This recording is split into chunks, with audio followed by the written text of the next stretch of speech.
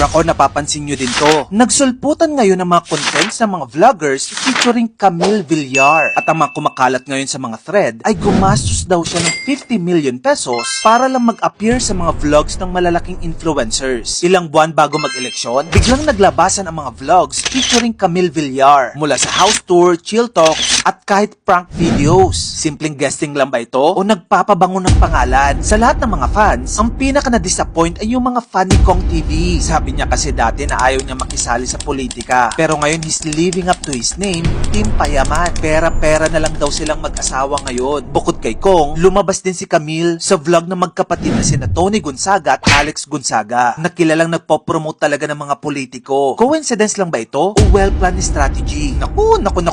Dahil dito, muling nabuksan ang usapan tungkol sa political dynasty. Bilyar sa Senado, bilyar sa Kongreso, bilyar sa negosyo. Ikaw ba, pag may 50 million sa harap mo, titiklop ka rin ba?